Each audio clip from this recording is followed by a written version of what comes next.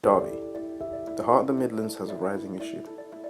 Over the last 5 years, individuals at the risk of homelessness has doubled, leaving the issue at a boiling point.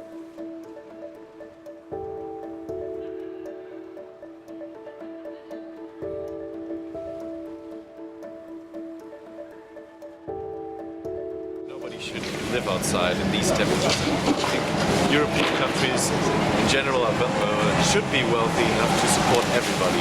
I've seen lots of people sleeping on the street, and every day on my way to work at like 6:30 in the morning. Is that in the town centre? Yeah, town centre. I think there's some misplaced money. That's maybe one of the biggest issues. The issue of homelessness exists everywhere. The lack of support and action is what has struck me the most in this city. People loiter the streets, some drunk, some drugged, some peacefully sat in the shop doorways, awaiting help, and each with their own side of the story. I talked to Aaron and Will, both vulnerable individuals, as I wanted to hear what they had to say about the issues from their perspectives. This is what they had to say. There are more people homeless than you think, and in my view, personal view, it is getting worse than better. There's 50 beggars in Derby, but there's only 9 of us that are actually homeless. Of those 9, there is only 4 of us that don't touch drink or drugs. I've been using the shelters for 10 days, 2 weeks now, and the past 5 days, there are at least 20-25 people in there every night. Call it number 10. So there's 10 out of 50 that's homeless, legitimately homeless. But only half of that 10 are begging for a legitimate reason. So you've got a 1 in 10 chance of finding an actual legitimate beggar who's begging for a legitimate reason. Total centre. Yeah, I've been in there. It can be alright sometimes, but like I say, get people in there on drugs and whatever else and causing trouble, I think. The public centre are a joke. People donate food to them, we donate money to them so that we can eat and we grow. They charge us for our meals, they charge us for our homes. Although it is a help, and they try and move on from there, it doesn't always succeed. While Aaron raised concerns over living with other tenants that may be dangerous, Will took issue with having to pay for food and clothing when he has no means to pay with.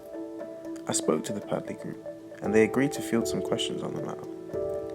I spoke to Brett Sentence, the manager at the Padley, one of the local charity organisations that house the most vulnerable. He told me what the Padley has to offer and how they help the homeless. Okay, so the Padley Centre has been going for about 32 years, I believe, in Derby. It has been set up to help people who are in crisis, who are vulnerable. So it's open access, which means anyone that's vulnerably housed or rough sleeping or continuously rough sleeping or in a hostel or just needs somewhere to come to get some social interaction with people. We've roughly had, on average, around about 75-80 people through the door every day.